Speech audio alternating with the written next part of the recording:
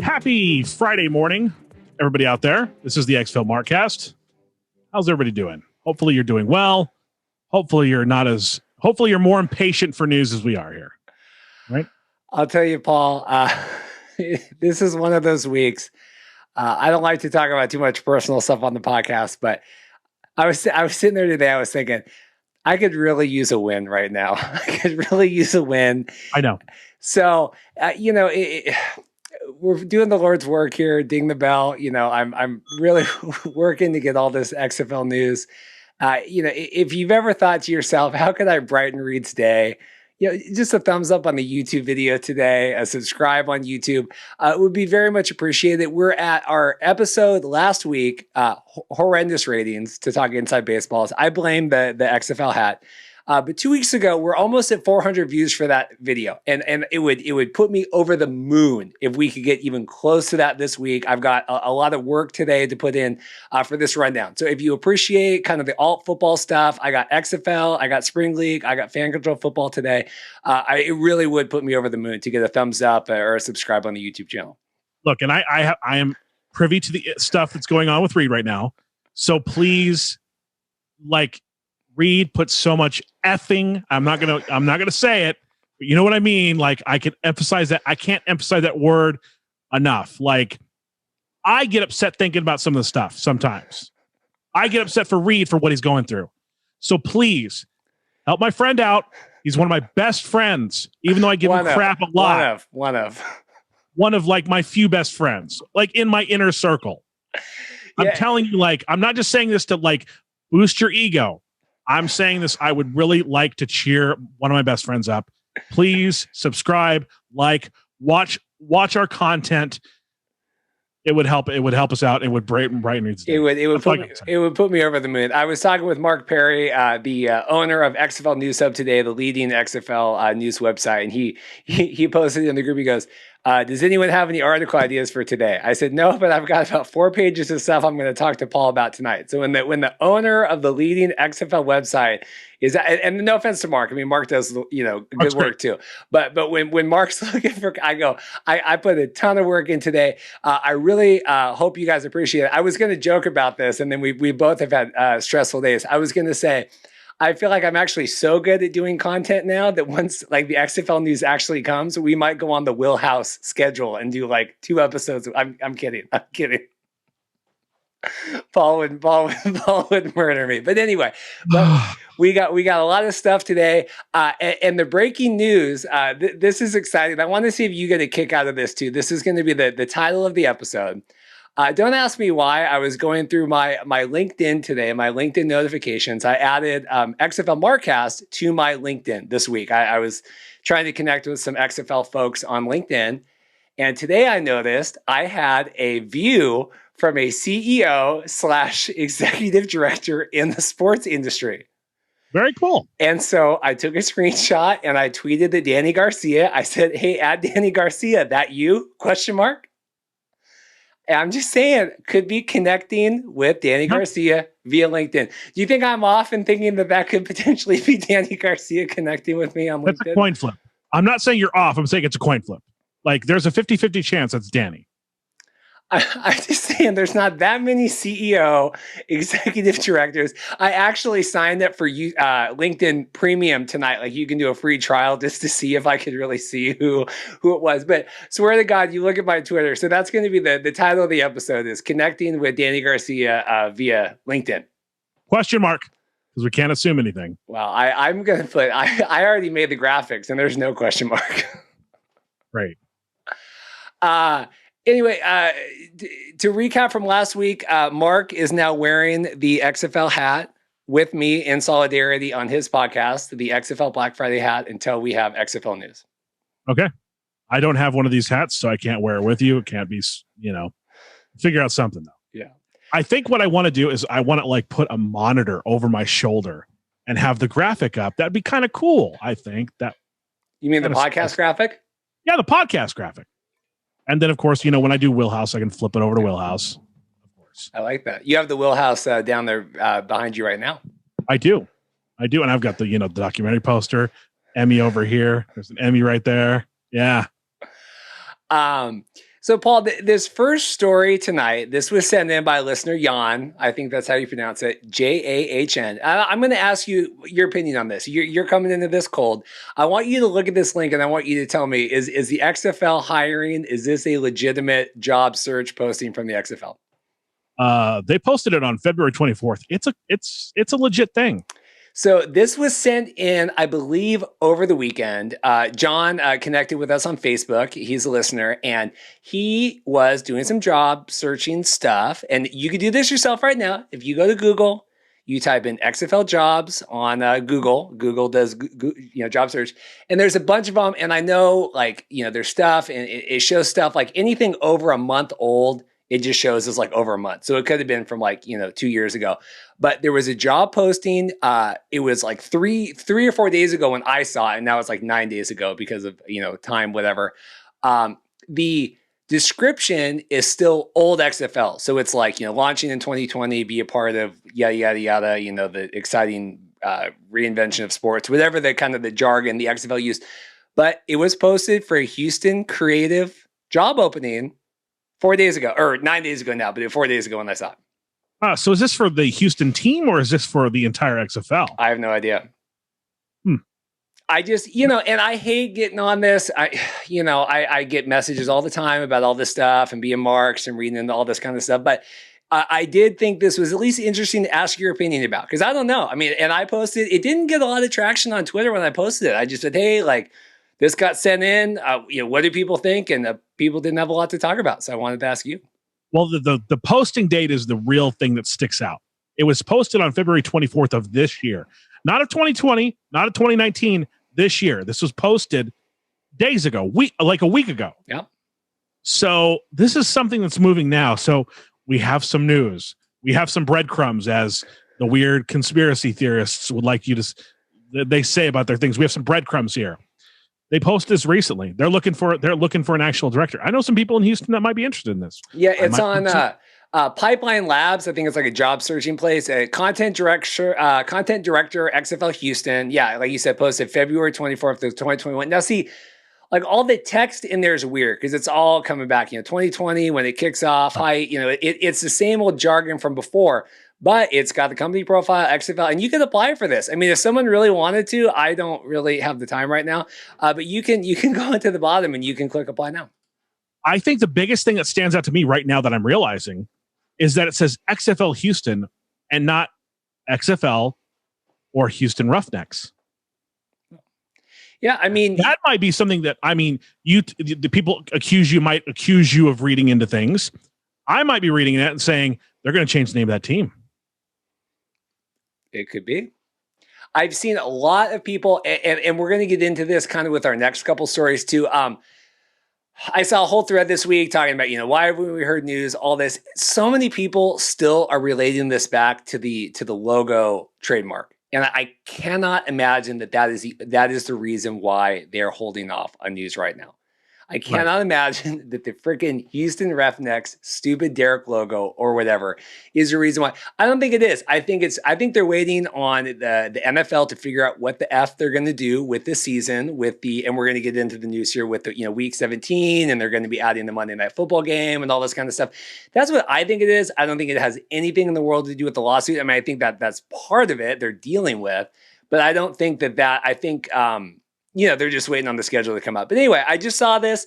John sent this in, or Jan, sorry, Y-A-H-N. Correct us. Jan, John, whatever it is. Just correct us. Just send us a message. But he basically said, hey, it looks like they're filling some jobs on the DL. I mean, I know we still have the CFO search going on. I know they're still looking for that. But, it can't mean that you can't find some other people in the meantime. So I just thought that was interesting. The title of the episode was going to be, is the XFL hiring ? But I didn't have anything good to make for the thumbnail. So I thought Dany Garcia and LinkedIn was a lot more interesting. But there you go. Good idea. Moving on. Do you want to cover the XFL story, or do you want to cover this Disney and NFL deal? Well, I want to cover that first. This is, just our luck. We do a whole segment on the ESPN, Disney, NFL, all this kind of stuff. Like the second we get done recording, second the episode gets published, ESPN and Disney can do a deal with the NFL with everything. But this all relates to the media, the value of the NFL for the networks moving into next year, which I would believe also relates to what the XFL could potentially be getting for their stuff. I kind of copied some of the stuff here. Do you see what we got talking about? Yeah, I do see that. That's interesting that ABC's is going to get the Super Bowl again, because since 2006, it's only been CBS, NBC, and Fox. Yeah. And it's ABC is going to get back into the rotation of getting the Super Bowl. That's great. That must have been what put it over the top, where Disney's like, we're not going to pay that much money. And the NFL was like, okay, we'll give you the Super Bowl every 4 years. Well, and that's going to put it over the top. Yeah. And we talked about last week that basically the NFL wanted Disney basically to go up 100% to double. It was going to be double the rights, to sign this new contract. And it says on here, it hasn't been finalized yet. This is expected to close. The article reached out to the NFL media people, Alex Reith Miller, and he said that they don't negotiate, through the media. There will be no further comment. ESPN declined. But it does seem like they're going to be paying about a 20% increase to get this. But that is going to include like a Monday Night Football game, and they're going to get, some other highlights and stuff throughout the year. So, I mean, NFL ratings were down this year, but they're still commanding, at least a 20% in the case of Disney. And then they said it's still 100%. If you go down CBS and Fox, they're going to be keeping their packages and basically doubling, paying around $2 billion for their packages going into next year. And that's no chunk of change. $8 billion. 8.6. Yeah. $8.6 billion. Combined, right, with everything. Yeah, combined with all four networks. Yeah. And so they talked about Thursday Night Football is going to move from Fox to Amazon Prime and the NFL Network, which is interesting. Yeah, they did the whole Amazon Prime tester this year. It was the Cardinals and the 49ers. I watched it. I didn't like having to switch over to my Xbox to get my Amazon Prime working, but it seemed to be really popular. They were able to offer a lot more options with that, with alternative commentary and stats and everything. So if Amazon's getting into that, there's been a lot of speculation that the XFL could go to a streaming site. You seem perplexed. You said you've used your Xbox for Amazon Prime? I did. I used my. Don't you have Apple TV? Yeah, it wasn't working. I had just got my Xbox Series S and I was like, oh, I can use it to watch to watch Amazon Prime. Okay. I guess. Okay. My question here is, are we going to get any more games on Nickelodeon? I didn't like them. I honestly did not like the Nickelodeon games. I love the Nickelodeon games. I know you do. Are we going to get any Nickelodeon games? I'll tell you, it was a huge success for them. I can't remember the ratings now, and I know that's a terrible thing to say. I'm like, well, I don't remember now, but it did good ratings. People were invested. Nate Burleson, Good Morning Football, did the commentary on there with a couple of Nick people.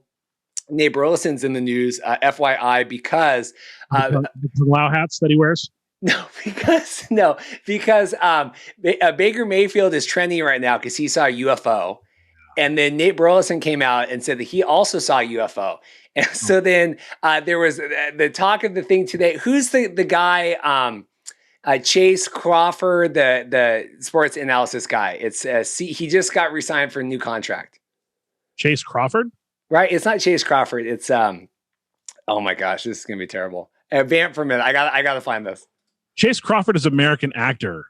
His sister was Chase Crawford was in. His sister's in. Candace Crawford. Wasn't Candace Crawford married to someone like Romo? Yeah, Candace Crawford. Chase Crawford's sister is Colin Coward. Colin Coward. Oh gosh. Right. So he just signed a new big media thing. So he was going off today talking all about how Baker Mayfield saw a UFO, and he goes, Joe Montana, Troy Aikman, Terry Bradshaw, and Tom Brady have never seen aliens. I would prefer my guys, QBs, not to talk about it. And then Tom Brady retweeted them and said, how do you know I've never seen aliens, Colin? Was Tom Brady sober when he said this? I'll tell you, Tom Brady post Super Bowl Buccaneers. Tom Brady is a pretty joy. good. It's pretty good. It's making him likable. Like I didn't like him before, but I thought he was a jerk. Like the way he treated Richard Sherman, that whole story. Like if you haven't heard the Richard Sherman Tom Brady story, look it up. Tom Brady was a jerk to Richard Sherman, and then the Seahawks beat him, and then it got really salty for Tom. So I like this new post Tampa Bay winning Tom. Yeah, he's being more of a personality now, which is good. He's thinking about life after football, clearly. So talking about this, so there's a report. Again, this all is going to relate here to the next story. So Monday Night Football apparently is going to add a wild card game this year and the Week 17, which I think, and I'm going to want to play this audio next from Sportico. It should just be a Twitter link to play in just a second. But again, this all relates to the XFL where they have to know when the Super Bowl is going to end. Unless they're going to launch in like mid-April, they have to know when that Super Bowl is going to be. And it's really interesting actually because we do the Seattle Wedding Show every year as videography, and they've had to postpone this year to next year. And Howard, the guy that owns the show, was trying to schedule it after the Super Bowl. And so he's doing it the week after it would be. And I called him and I go, hey, Howard, like, just so you know, the Super Bowl might not actually be that weekend next year. Mm-hmm. You know what I mean? Because we're all assuming it's the same calendar and the weeks and all that. But if they add this Week 17 and the extra bye week or whatever, it's gonna, it's just gonna push everything along. So what do you think about them adding that extra week and this Monday? I like the idea of a Monday Night Football wildcard game, but what do you think? I like that. I don't like the Week 17 thing. Like they've already got a perfect schedule where you like play the right amount of teams. You play every team in your division twice. You play every team in one division, the AFC once. You play every team in the NFC division in the other, like they match up NFC and AFC. It's just a perfect schedule. Why mess it up with a Week 17 game where it's just some random team you're going to throw in there? I don't like it. Well, and also you get to the point where, you're already resting guys near the end of the season. You're already, you're sitting Ben, like you're sitting the whole Steelers, you're sitting the whole Chiefs, you're sitting all these teams. Ben. Well, he just signed a contract today. What for? What is he going to do? Mentor? He's going to be a quarterback coach? What is he doing? Jeff, what are they doing? Jeff, friend of the show, Jeff Magliochetti, tweeted. Yeah, he said the same thing. He goes, "What are they signing for?" I said, "To throw the rock." What do you think Ben's going to do? For 1 year? They got to get through, man. They got to get through. They got to stop gap. He's got to be mentoring someone. That's the only way this is going to work. He's 40. It's Mason Rudolph, right? Is Mason Rudolph the future? I don't think he's the future. No, I don't think he's the future. They're going to draft someone, or they're going to I don't know. Steelers got nothing right now. I mean, they need something right now to get by. But anyway, I think this Week 17. I think you're getting greedy, and they're trying to make up for the money from the COVID. Salary caps are down. All this stuff. So this all relates to the question, this whole rambling read, where the hell are we going? What is the future broadcast value for the XFL? There is a great part of it, audio podcast from Sportico that they posted on Twitter this week. Paul's going to play it, and we're going to talk about it. We have the NFL in rights fee negotiations, and we already know they're going to get a boatload of money. We have the NHL having rights fee negotiations, and I think we know for the NHL, $200 million per, I think right now, or they're going to get a boatload of money. Or let me stop you right there. ESPN, please bring NHL back to your service. Thank you. Much more than they're getting right now. Where does the XFL fit in? What role will Dwayne Johnson play? Does he take a reality show to the network in conjunction with the Football League to help it? How much will he flex, no pun intended, and leverage what he can bring besides the Football League, but besides his personality? Because his shows like the Titan games or whatever it is on NBC did well. So I'm just wondering, what is the future of as a broadcast property? And that they will be innovative, cutting edge. I'm foreseeing mics on players, hard on social, exactly what we think new leagues, digital first leagues ought to be. But they want all that in conjunction with a linear TV contract, which is going to pay real money. There you go. So what do you think about that? Well, your flex joke, we have a thing on Wheelhouse. When you make a joke that's not funny, we just do this. That means your joke's not funny. Well, they gotta get, I mean, The Rock, we are one of our highest rated episodes ever. The Rock wears tight shirts. So, I mean, clearly there's a fan base. Clearly there's a demographic here for people that like him flexing. Packaging. Yeah. I mean, I think over the top service is what's going to happen here. I really do. And we're talking about, it's interesting because we talk about The Rock, the WWE has moved over to Peacock, apparently official, like now. Yep. It's all over. They couldn't make that signals to me that they couldn't make the network work. That's what that says to me. And that's unfortunate.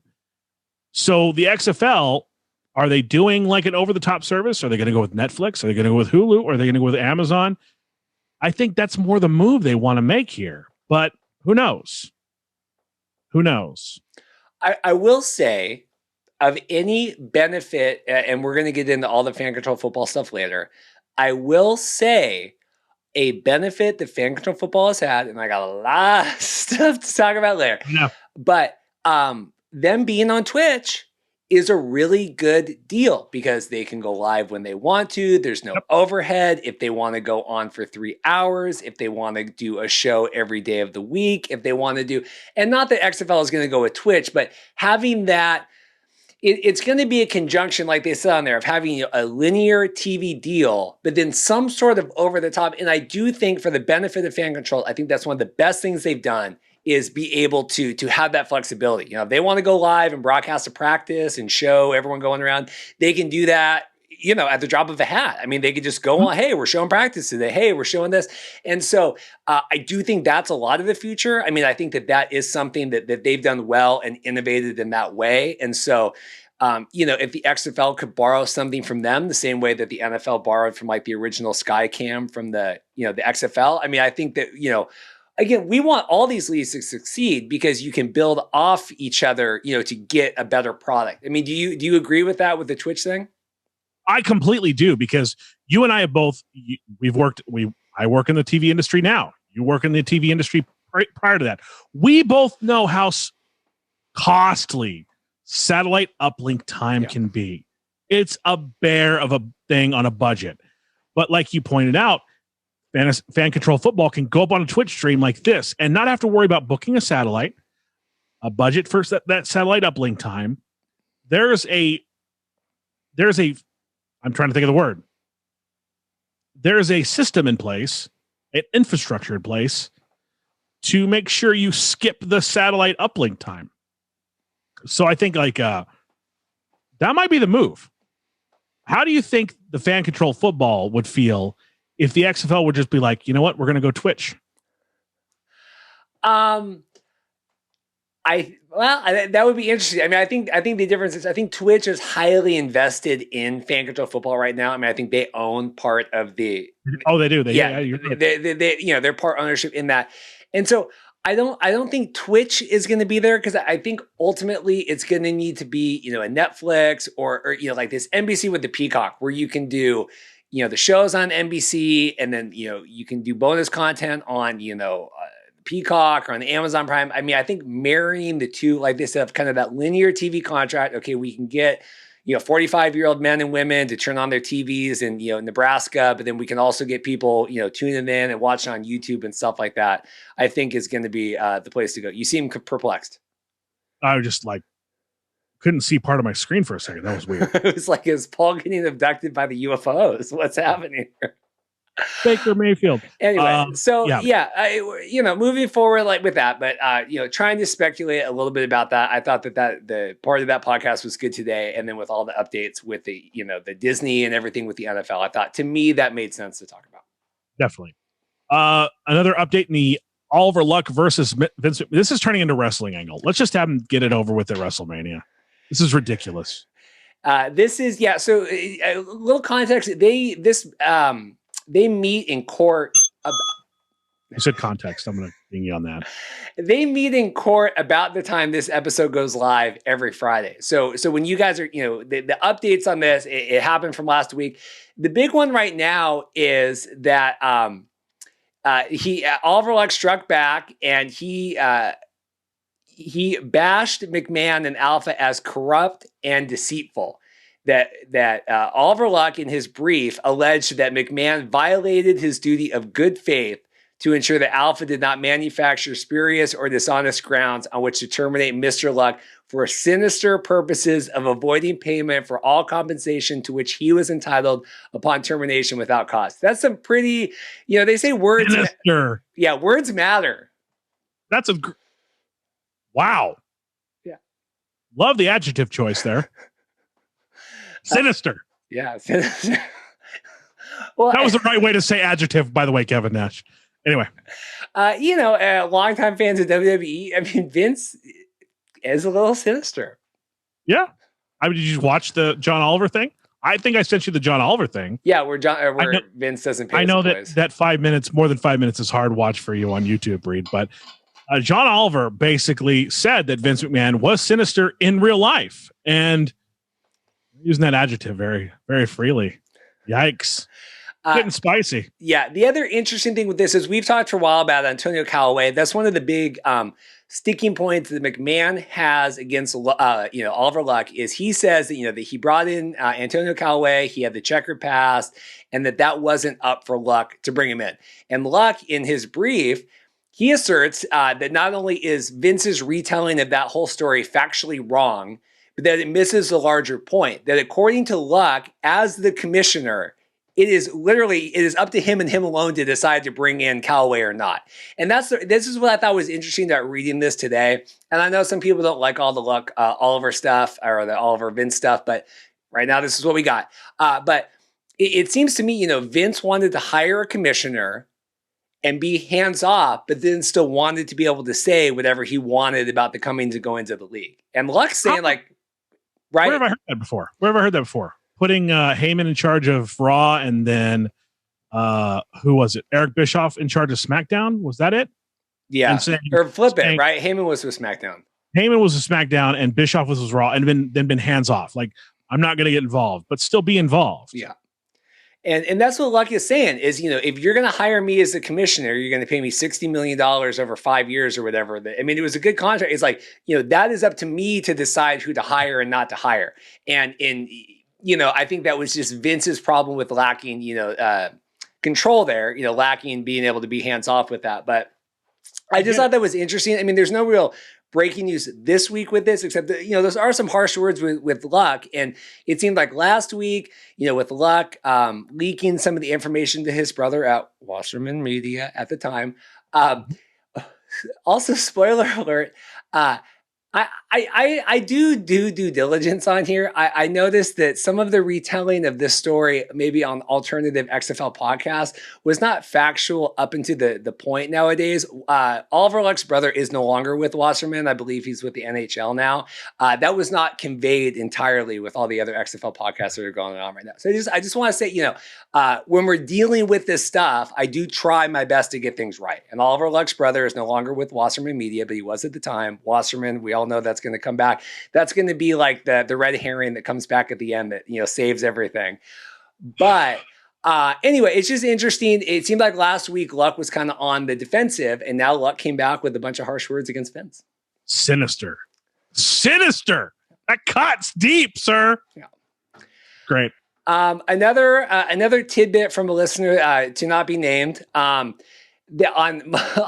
March 5th, the Alpha bankruptcy case is scheduled to close or to move on with that. So people speculate, with the delay with the XFL stuff that, they're still waiting to kind of make some of these. Yeah, they're still trying to make some of these cases whole. And so going on March 5th, they need to go in and, basically if you have any outstanding debts or anything with the XFL of your former players and all the different stuff, then they're going to come in and do that. Very cool. I hope that people that are owed checks get paid, and I'm hoping that this is let's not draw this out any longer. Do you think that they're going to hold off on the bankruptcy finality, the final decision on the bankruptcy until the Oliver Luck Vince McMahon stuff gets sorted out? No, I think they announced a while ago that Luck basically went any like liability against the XFL, and it's purely like a civil case against, or whatever. I never use those words right, but it's purely a case against Vince McMahon that he basically absolved. That came out, I want to say like 2 months ago, that Luck basically absolved XFL, that they're free to go on with everything. Correct me if I'm wrong, anybody, but I believe that that Oliver Luck's case is purely against Vince McMahon at this point. Awesome. Okay, with that being said, we're going to take a quick break, pay the bills that the sponsor wants to shove in our face, and listen to these commercials. We'll be right back after this. Welcome back. Reed, what is the deal with the Redbird media? Like every time the Redbird does something, like if they go to the bathroom and don't wash their hands, you're putting in the Google Doc. I'll tell you, this is, and you would be amazed. The amount of stories I get sent every week now by listeners, gracious listeners of the podcast, you know who you are out there. This is one that got sent our way. I believe, again, this broke, of course, on Friday. But Redbird is dropping. And my takeaway from this, and I want to hear about you, Redbird is acquiring 10% of Fenway Sports Group, which is part of Fenway Park and all that. But it's a ton of money for $750 million, which, if you put in context, Vince McMahon, when he was launching the XFL back in 2019, was going to set aside like $350 million for 3 years, right? I mean, and that kind of, it always seemed a little fudgy, the numbers, but that was generally what it was. And the fact that they bought 10% of this Fenway Sports Group for $750 million means there's a boatload of money behind the ownership of the XFL. What are they paying the $750 million for? Is it the Liverpool, or is it the crappy team that they're getting with it? So for context, Paul's a New York Yankees fan, right? For context, yes. And so it says in here that it values the Red Sox and Liverpool, right? So they get the whole boatload of it.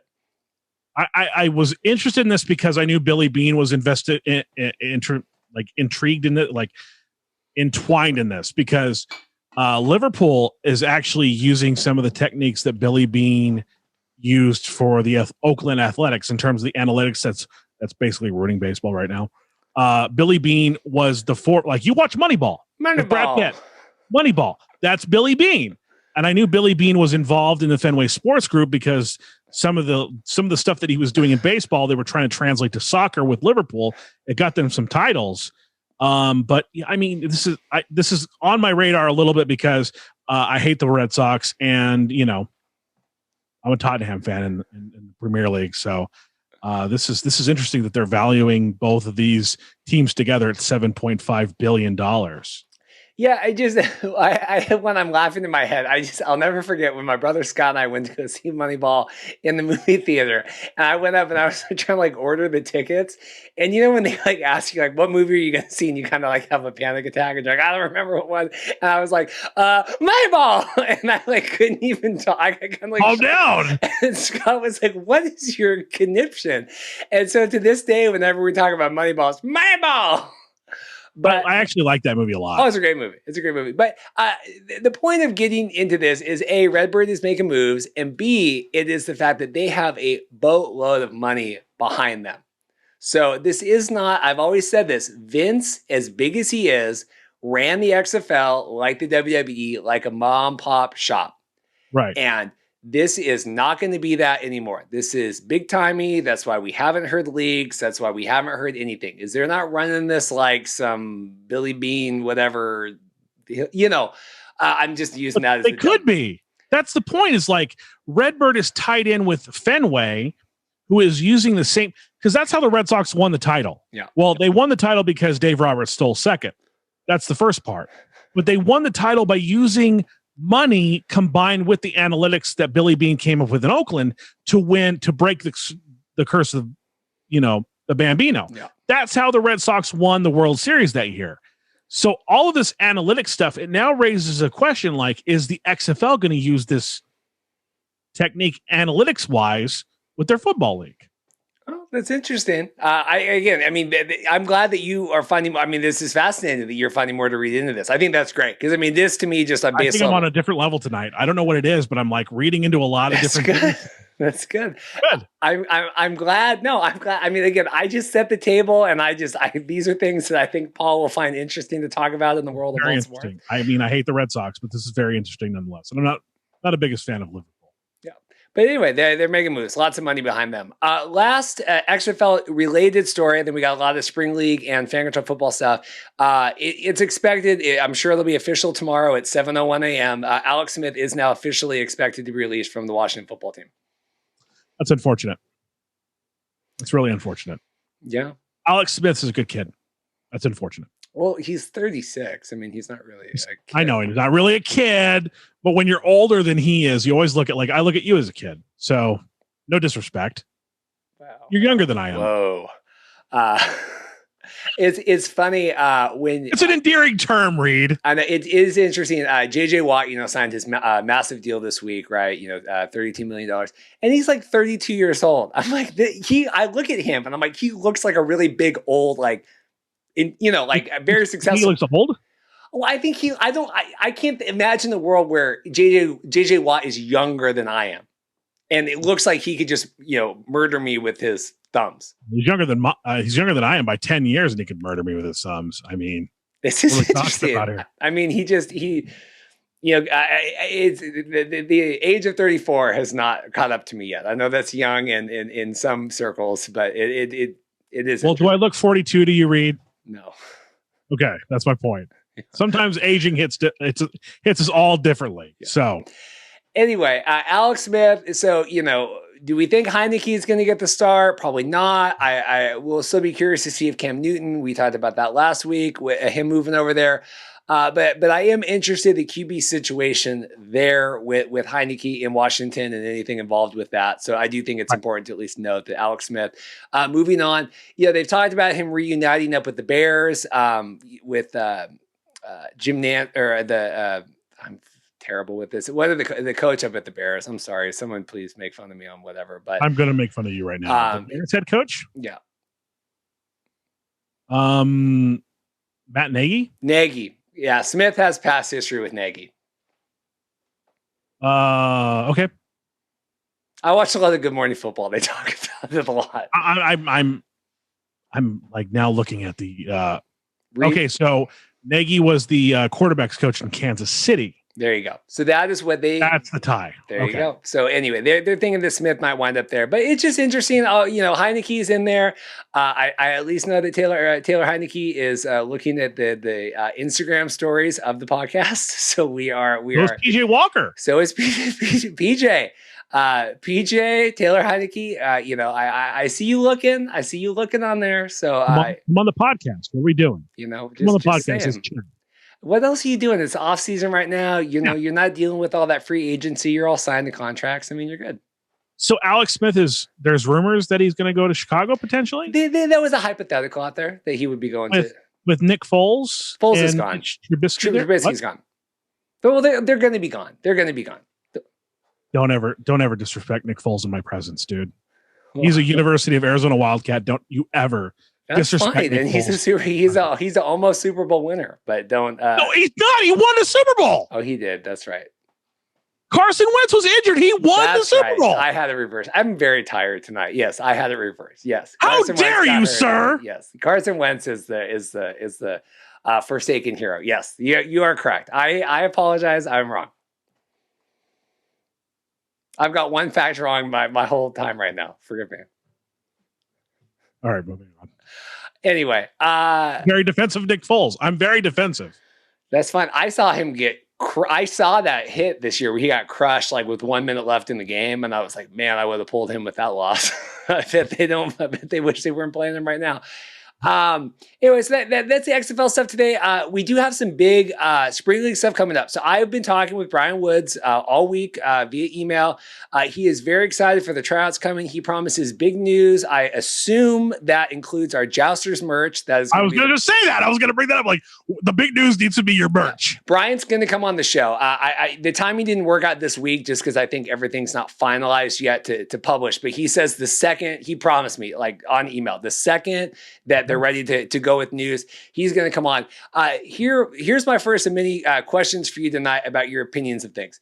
So the Spring League is going to be holding tryouts for the first time ever for the 2021 season in Houston at the end of March and in Detroit in April. So the story now that is coming out is now that the FCF is a thing, some of the management at FCF, including Jason Chilton, he is a friend of the show. We tweet a lot. He, in response to the announcement of the Spring League doing tryouts, he said, "Oh, so players spend $250 to earn the opportunity to spend another $2,500. That's quite an offer." Basically insinuating that fan control football would be a better option, right, for that. So what do you say to that? So Spring League is a football league that is more formatted to an NFL or an XFL. Fan-controlled football is not. So if you want to get a tape of how you perform in an NFL or XFL setting, or a CFL setting for that example, you would want to go to the Spring League. Because if you're going to go to the fan-controlled football league, where they change the rules willy-nilly, you're not going to get good material for a tape to show how you can perform in an NFL or XFL setting. Am I wrong?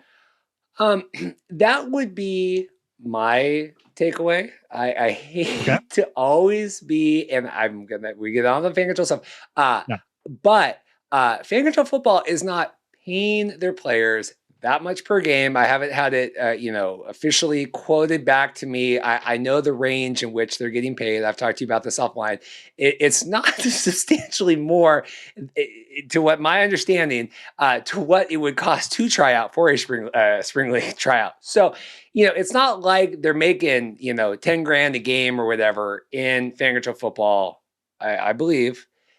So yeah, that's kind of where I'm at too. I don't really love the idea of them paying the $2,500 to be in the Spring League. I mean, that's, rumored. They haven't announced anything this year. A lot of people are believing that with if Brian gets another Fox deal this year for the Spring League, that some of those costs will be mitigated. Not all of the players paid last year to be in the Spring League. Some got paid, were brought in talent-wise.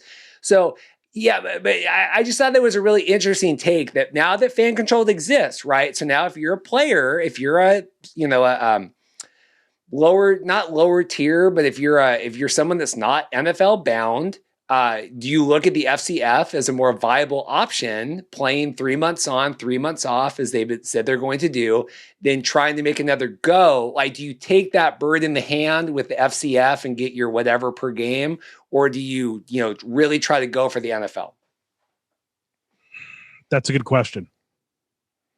I mean, if I were shooting for the NFL or the XFL or the CFL, I would want to have a tape that showed how I could perform in that environment. Yeah, I would. And I hope Brian gets another Fox deal so that these costs can be mitigated. Brian should maybe look into some sponsorships so those costs can be more mitigated. It would be nice to see these players go to the Spring League at no cost, maybe make some money. Mm-hmm. I would like to see that. Yeah.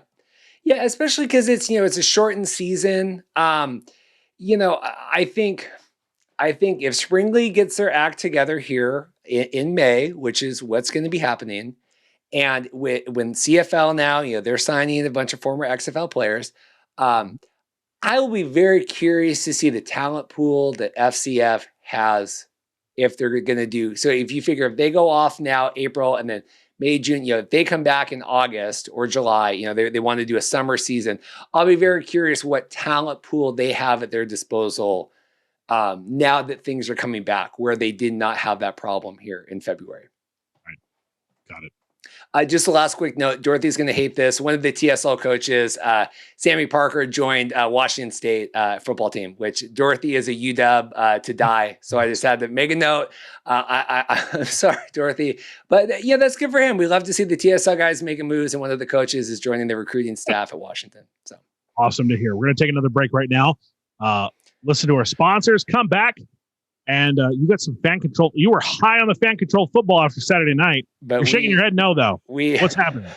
I said, I tweeted it, just like I was feeling good about fan control football. And then I'm just like Al Pacino in The Godfather Part 3. Just when I thought I was out on the hate, they pulled me back in because I am as down on fan control football as we have ever been so far. All right, we'll hear about that after the break. I think it's a good episode so far. Yeah, I'm animated tonight. That's good. I'm really tired, so I'm glad. I'm really animated tonight. That's good. I poured myself a little cocktail. Oh, you did? I did. Wow. Well, good. Can you tell? Can you tell at all? No, but I mean, you just seem jovial, so I appreciate that. Yeah, I'm jovial. I poured myself a cocktail. Had a hard day at work. Good. Won't talk about that. That's good. But I'm trying to bring up the energy here. I know that Reed's having some stuff right now, so I want to bring up the energy and get really opinionated and really animated about things. So I thought that a cocktail might put me in that mood. Okay. You had a shiner 2 weeks ago, so don't judge me. No, I'm not judging at all. I'm very glad. I definitely want to go. Are we going now? Do you want to just include? We're here. Okay. We came back from the pick already. We're back for the break. No, I want to hear about this because, and I told you this week, because I don't want this to be the crap on FCF show, right? Like at all. I don't want that at all to be the thing. But I do. I think there's a lot of talking points tonight that I do think you're going to have some very big opinions about. Can I note that I did not watch fan control football this week because I was at work? That's okay. Yeah. So I'm coming into this fresh. Yeah, Paul's coming in fresh. I watched every second of everything. I'm very caught up on this. I've spent way too much time talking to way too many people about this. Yep. So first note, congratulations to Renee Montgomery. She is now part of the ownership of the Atlanta Dream, owner of one of the part owners of the Fan Control Football Beasts. So good for her. That was the big thing. You know, I've seen more congratulations for her and all the women involved in that than anything in the world. So sincere congratulations to Renee and all the women with that. Did you have any thoughts about that with the whole? I do, because I mean, I'm like, congratulations to Renee. I'm glad they put an ownership group together. There were some issues in terms of politics that were involved with that whole. Kelly Loeffler, of course, is a very controversial conservative former senator from Georgia, and she was the owner of that team. And there were some very controversial things that happened with her, and we won't get into that too much. Yeah. But it's good to see that they kind of forced that sale. They kind of did the Donald Sterling thing like the Clippers did back in the day. It's good to see that, they're moving forward, and congratulations to Renee. So, making major moves, Renee. Oh, huge. Yeah. I'm still talking with her agent about getting her on the show. That's coming up about to the time that we got to reach back out and do that. So as a preface to everything else coming up about Fan Control Football, I was as high on Fan Control Football Saturday night following the two games this week as I ever have been. And then everything has been so dashed by that. Every second since then, from Sunday on until Thursday night at 9:00 right now as we're recording this. So just context that I watched both the games Saturday, had a couple shiners, watched the games, and I was as high on everything that they've wanted this league to be. The games were exciting. They came down to the end. I thought the power-ups worked. I thought the defense shined. There was actually interceptions. There was actually, stopped touchdowns. And everything the league has done since then has soured so many people on the league. And I'm talking people send me screenshots from the Discord groups. I'm talking other, people that follow this for written word, for podcasts. I'm talking people that have investments in the league. So many issues about this. The first thing that was sent out, and a lot of this seems a lot more daunting than this, Paul, but there was a survey that was sent out Friday before actually the Saturday games. One of the questions was, do you think the FCF should change rules in between every week next season? No. You shouldn't change rules in between games. Well, you shouldn't. And I wouldn't change them week to week either. I think definitely after the season, I think, figure out what works and what doesn't work. But one of the idea, it was like, don't change the rules at all, change them every season or change them every week. And that got a very negative opinion about that. You got feedback that was negative on that? People were very negative about the fact that you should not be changing the rules in between games. You shouldn't be changing the rules at all. You should have rules that are set down at the beginning of the season, and that's that. Yes. Why do you believe that? Because there's no consistency here. There's no consistency. How do you expect the refs to do their job when you're changing the rules week to week, let alone game to game? How do you criticize refs that don't know what the rules are every 5 minutes? Well, and we're going to get into the ref criticism. Are you a fan? So that was the first thing. Are you a fan of Josh Gordon of the Seattle Seahawks? Formerly of the Seattle Seahawks. Yeah, he got released. Well, as of today, he got released to go play in Fan Control Football. What do you think about Josh Gordon signing with Fan Control Football? I think Josh Gordon is an immense talent. I wish he would get his act together in terms of substance abuse. You know what? I'm going to text. I'm sorry. I'm going to text. I wish that Josh Gordon would get his act together in terms of the substance abuse stuff, because that's what's going on. I don't know what's happening in his personal life. But you have a contract with the Seahawks and you want to get released to go. I don't know. Yes. So Josh Gordon got signed over the weekend. He is in the bubble for Fan Control Football. The controversy right now is Johnny Manziel has left. There was a lot of questions this week about whether he would be returning this weekend or not. The league came out during the draft and basically said that Manziel would not be coming back, and that the presumption is that either Josh Gordon will be brought in to basically replace Manziel as a franchise tag. So basically the Zappers get another pick out of a former NFL star, or he's just going to be added to that team anyway once he clears protocol. And as you could probably imagine, a lot of people are not very happy about this. Do the Zappers have photos incriminating people? They're getting everything. Bob Menery calls these people out and brings them in. And it seems that either Fan Control Football isn't strong enough to say no, or doesn't want to say no and is allowing them to come in. Greg is doing more with Wild Aces owners, doing more to promote his team than any owner is. Why are we catering to the Zappers? Well, yeah. And so that was the big question this week is, the draft came and went. He wasn't cleared yet to be a part of that. He hadn't passed the physicals. He hadn't passed the quarantine.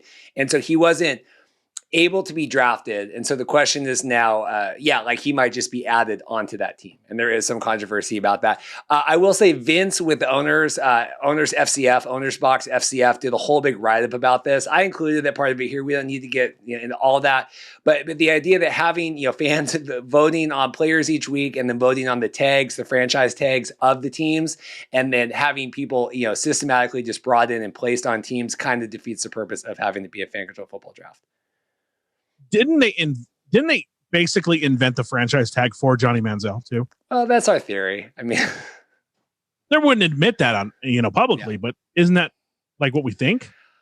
I think so. I mean, it was always pitched as new drafts every week. I mean, it makes sense. I've talked a lot with Vince with Alt Football Scout Report on Twitter. It makes sense every week that you would want to solidify your team, piece by piece. And then as you move towards the season, you're drafting less and less people. So I get that. But the idea that, you're signing these big names to come in and they're not, having access to the rest of the players and the rest of the teams, has to be frustrating. Like if I am someone like Matt, friend of the show, and I've invested in the Wild Aces, my money, I would probably be pretty annoyed that these people keep getting brought in and I don't have access to them at all in a Fan Control Football drafted league. Yeah. So I've got nothing to add there. I'm just okay. Also, with the Seahawks, Michael Turbin is now being brought in by Marshawn Lynch to be just on the beast now. Because that's it was Robert Turbin. Did I copy the name wrong? I want to say it's Robert Turbin, dude. Robert Turbin. Sorry, I typed the damn name wrong. I'm sorry. Okay. Robert Turbin is being brought in by Marshawn Lynch. I'm so sorry. It's so late right now. I'm so sorry. Robert Turbin, formerly of the Seahawks, is being brought in by Marshawn Lynch. So again, now we have these NFL players. Big picture, do you like the idea of washed up or just tenured NFL players that are not playing in the NFL anymore, either by choice or by drugs or by health conditions. Do you enjoy them coming into fan control football? Do you think that's a place for them? I think it works. We have the Big Three basketball league, the Ice Cube thing that's going on, where you see a lot of like older players, like Stephon Marbury shows up, and all these old NBA, players that don't play in the league anymore show up. And it actually does well in terms of getting people to watch the Big Three product and get some TV deals and stuff like that. So I'm not opposed to this.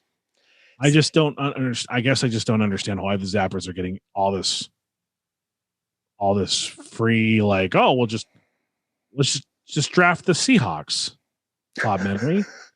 What are we doing? As someone that's watched WWE for years and seen Vince McMahon and company rely on older names and never always claiming that they're going to raise all the ships with the water, or, raise all the water, whatever that is, the high tide raises all ships or whatever. Having heard that for 20 years, I will admit, and I've talked with Patrick Deese about this on Twitter, and he says, no, I'm telling you, like, the guys want to see Josh Gordon come in. They want to cover him. They want to, the players are really excited about this. That is my bias as someone that's watched WWE for most of my life and been told that. Everybody, we're bringing back The Undertaker, but he's going to put over whoever. We're bringing back Triple H, he's going to put over. We're bringing back Hogan, he's going to put, and they never put him over, or they put him over and they barely, and that's just my prejudice. I have a problem with guys that have been in the bubble now for 5, 6, 7 weeks, not getting paid nearly as much as I guarantee that, Josh Gordon or whatever is going to get paid. Right. I don't know what he's getting paid, right? And then, presumably taking the backseat to some of the hype or some of the play time. That is a problem for me. The Zappers did not win under Manziel at all. They won this week with Marchie, leading the pack. And so that is a problem for me to see. I just wish, if you say it's going to bring more eyeballs in, I just want more attention to be on those players. The games this week, they were both great games. The Zappers finally won against the Aces. The Aces are 1-2. The Beasts are undefeated, 28-22 against the Glacier Boys. Next week, they're going back to the first week again. It's rivalry week, so it's going to be the Glacier Boys and the Wild Aces and the Beasts and the Zappers. Just some notes for the game before we get into the after notes stuff. Again, these felt like the best games I've seen this week. Actual defense. There was, the games went back and forth. You didn't score every single time, because we've talked about this so much where it's like, get the ball, score, get the ball, score. Finally this week, like we had a touchdown stop. We had an interception. We had a QB sack. What do you think about Joe Montana being on the broadcast with Patrick Deese asking Joe questions from Twitter as opposed to commentating on the game? How was Joe? Was he engaged in the actual game, or was it just like, did they even give him a chance to be engaged in the game? They were asking him a lot of like stuff on Twitter. Like, what would you, if you couldn't be named Joe Montana, what other state would you be named? Huh? I don't know. I don't know. Okay. I love Patrick Deese. If I had 30 minutes with Joe Montana, I would not be getting questions from Twitter. I would be formulating my own questions. I'm sorry, Patrick. I love you. They were advertising for cheerleaders on the broadcast. If you want to be a cheerleader for an upcoming season, what do you think about fan control football? XFL now famously no cheerleaders because of the controversy back in 01. What do you think about fan control football bringing in cheerleaders? More people you have to put in a bubble. Well, yeah, and money. That's why, yeah, that's actually a great point. That's a whole nother fleet of people you have to do that. They really asked Joe Montana what other state he would prefer to be named as? That really happened? Yeah. Oh, my God. Okay. 40,000 viewers on Twitch was the max for game one. They had 30,000 at halftime. Spoiler alert, do you think the ratings went up or down for the second game for week 3? Down. Yeah, it was down to 21,000 started the second game, 19,000 by the end of the game. It was really brutal. These are really fun, though. The games were fun. Wild Aces had a bunch of power-ups. They stopped the TD run. The fans got to vote. They did the whole replay thing. The fans got to vote on that. That was really good. The whole deal was, though, at the end, There was like there was a Hail Mary at the end. That they won with 1 second left. It was exciting, and it was funny because I saw a lot of people unhappy on Twitter later. Like Greg Miller was so pissed. All these people. I'm like, this is actually football. Like to me, it felt the most like football that anything's felt so far. And then people seemed like the least happy with it ever. Rachel Lindsay was on at halftime for the Wild Aces. She's co-owner of the Wild Aces. And then they had Sherman on again. And Richard Sherman has the worst luck where they always have the worst penalties. And now this is where all the controversy comes in this week now. Some really bad officiating calls. There was a defensive pass interception at the end of the second game. And it ended up with the Beast getting the ball back at like the 2-yard line with a chance to score. I know it's like the rules. So they won. But this game was so exciting. Like Quentin Flowers was banged up, came back in, got the 2-point conversion, took the lead. They stopped them. It was all this kind of stuff. But after the game, the big drama was that shouldn't have been an interception and that the refs didn't know what they were doing. So the next day, get this, we wake up Sunday morning, Fan Control Football has posted their next poll. Clearly, we have a problem with the refs or something it said. What should we do? Hope the professionals learn how to do their job and get better, or replace them with people who wrote the rule book. Who wrote the rule book? Well, presumably fans, I would think management and whatever. But the idea is that basically they say... Which rule book? The one that comes out at 5 p.m. or the one that comes at 7:30 p.m.? Well, that's also a good point. So because of the backlash that they got, later in the day, they deleted all the tweets that involved the poll. And they came back and they said, okay, should we hope the professionals get better or add in people who wrote the rule book? And basically kind of throwing the refs under the bus, like you pointed out earlier. I mean, these rules are changing week to week, sometimes game to game. And then as opposed to like standing by your refs, basically throwing them under the bus the day after the game and being like, yeah, we're just going to get rid of them and bring in, we're just going to do it ourselves. I thought was a really bad look. It's completely bad luck. What do you expect them to do when you change the rules minute to minute? Like literally minute to minute, you're changing the rules and you're expecting them to adjust to the new rules you're instituting between games. How can you critique these refs? They don't know what game they're officiating. They're officiating one game 1 minute. The next minute, they're officiating basketball. This is insane. How are you going to critique them? What was most interesting to me was during the draft on Wednesday, one of the offensive lines or whatever, when they came out and they were doing like their, they all come out, they all get drafted, they come out and do their entrances and whatever. And they were like pretend beating up the refs. And you have Ray Austin sitting there, the commissioner, and he's, broadcasting and he goes, oh yeah, the refs, I mean, we give them a hard time sometimes, but they're like the fifth team out here, they're in the bubble term. Like, this is such a backpedal from throwing these guys under the bus. Yeah. Not 4 days ago. I tweeted today when I was getting ready for the show. I go, my favorite part of the day is because I save all these tweets all week, right, to look them up today. Half of them were deleted today from all this. I mean, you should get screenshots. You should just get. Well, I'm going to now. Receipts or have the receipts. I'm going. Well, and luckily I write down a lot of the stuff anyway. Right. But like, when you have this is the official league Twitter account, tweeting these things, taking them back, feeding things, taking them back. And to me, it was such a knee-jerk reaction on Sunday from the game on Saturday, the games on Saturday night.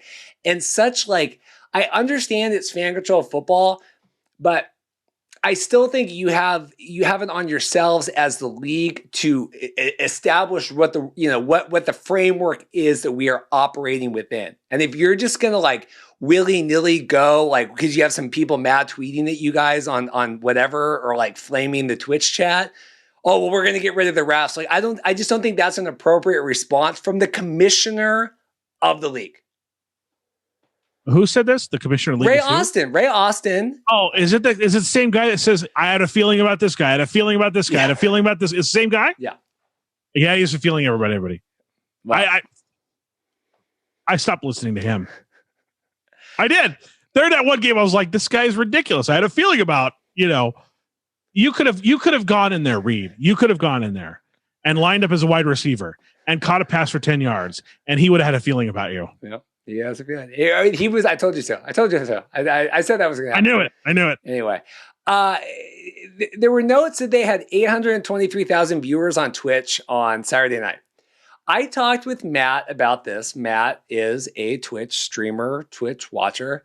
I said, I understand that concurrent viewers, you're always going to have more total viewers than concurrent viewers because, you're going to get some plus and minuses, even like TV ratings, right? Like you have, what's the peak and what was the overall and whatever. I don't understand how we get 40,000 concurrent viewers equals 823,000 viewers. Are they thinking like people that check in and check out like, oh, you watched the stream for 10 seconds, we're adding you to the numbers? Is that what they're... Yeah, Matt thinks it's a combination of like, Greg Miller is streaming, like you have all these people streaming and then, like maybe fans are co-streaming and then, but I don't even know, like, even to me like that, I don't like, okay, maybe you get 75,000 viewers or 100,000 viewers. I don't know. And I haven't seen like press releases. I've just seen this stuff tweeted about. I just don't know how you get from 40,000. Cause I watch it all of the game. I check in, I see, watch the dips and everything. It dipped. Like I said, it was down to 19, half the viewers down by the second game.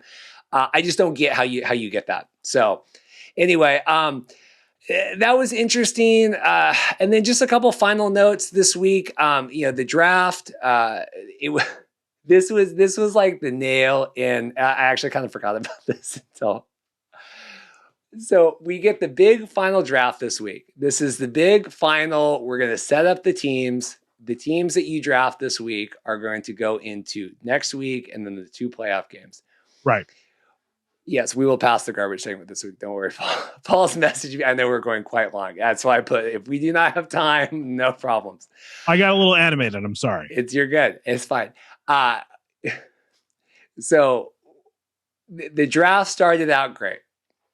We're setting up the final playoffs teams. We're drafting like the offensive and defensive lines early because people know like, hey, this is going to be our O-line for the next 3 weeks. This is going to be our defense, whatever.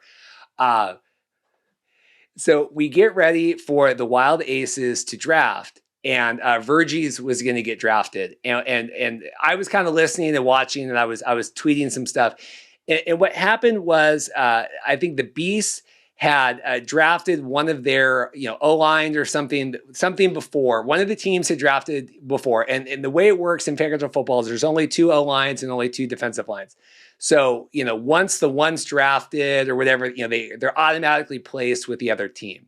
And so what happened was it ended up skipping it skipped the Wild Aces basically and went to the Beasts. So the Beasts got the player that the Wild Aces had drafted. And then it went on auto draft for the rest of the draft. So like the next 2 rounds, it went like basically just whoever people had queued up. Because you can on the draft, if you draft on the app, like you can queue up players ahead of time. And then, it's kind of like in fantasy football, like an auto picks or whatever. So the last 2 rounds or round and a half of the Fan Control Football big final draft going into the playoffs was auto draft. Wow.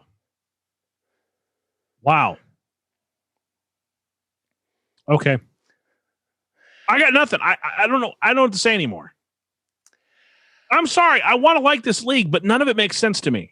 I'm so sad right now. I really am. I was so high on this Saturday, and to go to a week into this, a week after, we have commentary during the draft, and they're actually asking this. They go, do you think that the players' draft or the players' entrances during the draft, like how they come down to the ring or the field, because it's a ring. I mean, it's a wrestling thing. Yeah, it seems very wrestlingish. Do you think that they're like? Do you think that has an effect on where they got pulled in the draft? Totally. No, not one fan in the history of the world is drafting the block party because they came out with steel chairs and pretended to beat up the refs or whatever. Like this is asinine. Anyway, the nail in the coffin was, of course, in the official Fan Control Football news update today that came out Thursday for Friday about the draft. They made no mention of the glitch at all. And I said it would just be like Fan Control Football to literally have their final draft, and that's fine, and it can fail, it can. They're trying stuff. It's a beta league, whatever. But to not even mention that in the official league recap, I thought was very telling of how they are viewing moving forward with this. Yeah, I mean, I'm just so confused, and I think I do have Saturday off this week. The games are on Saturday, right? 5 and 6. I have Saturday off this week. I think I'm going to actually put myself through this just so I can get a better. I watched week 1, and I really want to add more to this discussion because I'm invested in terms of my, for lack of a better term, anger about what's happening here. Is that the right thing to say? Like, I don't want to be angry about this.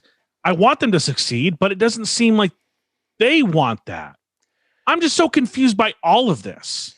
The biggest thing to me, and honestly, and I don't even know, if you're still listening at this point, how I look at this, really, I'm trying to be an advocate for these leagues, and I don't see anybody else holding them accountable. I don't. I see some mixed criticisms. I see some, but I mean that. I really mean that, and I think that you make a very good point.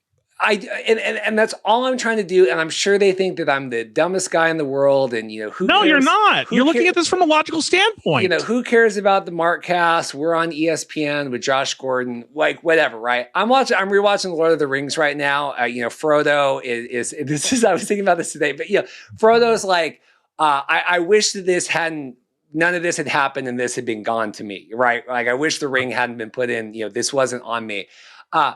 But I mean that. Like, I am trying to hold this, and I'll do the same for the XFL. We did the same for the Spring League. We had Brian Woods of the Spring League on the show to ask him about what was going on with the Spring League when there was all that controversy. We're responsible about this. We're calling these people to question, and we're calling fan control. We're not going to go on Twitter because we're an insider and kiss the ring. We're not going to do that. We're not going to do that at all. I'm sorry. We're not. So that's all I'm trying to do. I'm not trying to be a Debbie Downer. I was super high on the league Saturday. I left so excited. And then I know a lot of people are really having issues right now. And so I hope they listen. I don't know if they're listening, but I really want this to succeed. And I think that they have made some very bad steps this week. Do you think, and I'm sorry we're getting long here, but do you think they're catering to the minority as opposed to majority here on this? No, I don't think they are, but I don't know. I think that they are so really caught up in getting clout, getting that social media. Oh, we can get this guy to come in. We can talk to Joe Montana. We can talk to all this stuff. And there's just, we've said this from the beginning, there's so many different things going on with this, but at the end of the day, this is a football league. And it's the same thing, the Vince McMahon, WWE forever. Like, you're a wrestling league, and you can do the McMahon Millions and give away money and bring in Drew Carey to host and bring in, Jeremy Piven to do a top rope dive and all this stuff. But like, it's still a football league. You can call it turning football on its head and football for the modern age. It's still got football on the title. And at the end of the day, throwing your refs, throwing your refs under the bus as the management that hired the refs, changing the drafts, to bring in people that you have fans now. These aren't fans that just are keyboard warriors or whatever that are angry tweeting. You wanted to bring in fans to pay to be invested in your league. This is what's going to happen. Is because this isn't Reed, the Seahawk fan that's mad that Russell Wilson wants to get traded. This is someone that paid $150 or the other one was like $1,000 that people paid to be a part of this league. and they have a right to be upset. But you also can't then be like, well, they're upset, fire all the refs. I mean, you can't. There's got to be a middle ground there between not ticking off your fans because you're not doing enough, and then not ticking off your fans because you're doing too much. And they're failing on both sides of that. They're not doing enough to stop some of these owners from stacking the deck, but then they're catering to the will at the end of the day and riding these waves of, well, the Discord's mad, we're going to fire the refs. You know how long people on Twitter have wanted MLB umpires Angel Hernandez and CB Buckner fired? Do you know how long we've wanted that? Probably a long time. As baseball fans, Angel Hernandez is probably the most inept MLB umpire of all time. And if it weren't for him, CB Buckner would be that guy. And guess what? They don't get fired. They don't get threatened with their jobs. They get to do it whatever they want to. And I think if you hire someone as a commissioner, as much as it pains me to say it, you have to stick by these officials, because you as the commissioner are changing the rules of the game minute by minute, game by game, week by week. How do you expect them to officiate a game fairly if 1 minute you could use a power-up and the next minute you can't? Also, stop. My last note, it was pass interference. It was pass interference. He didn't play the ball. Like the whole controversy that came about it at the end, he tackled the guy in the end zone and didn't play the ball. It was pass interference. There wasn't a doubt in anyone's mind. And that's what caused this whole stupid thing. And it was the most obvious defensive pass interference you could ever see. That's it. I'm done. Thank you. Okay, we're done. Make sure you check us out, xflshow.com/review, xflshow.com/merch. And we'll see you here next week, hopefully with some positivity about the Fan Controlled Football League and some new news from the XFL. That way Reed can take off that silly hat. Yeah, we're thank you guys for listening. If you made it this far, I got a lot of messages from people this week that said they felt their voices were heard from some of the things we were saying about this. And I do mean that. I don't do this to be cruel. I do this because I think that it needs to be said. So we appreciate that. We appreciate all the work you put into Reed. Of course, I just show up, I talk, I get animated, and I throw up a shirt or two every once in a while. Reed's really the heart and soul of this podcast. Please go to YouTube, xflshow.com/YouTube, right? Subscribe, give us a like, watch some videos, get our content up. We really appreciate that. That would cheer Reed up. And that's what we want to do here. So thank you for listening. We'll see you next week.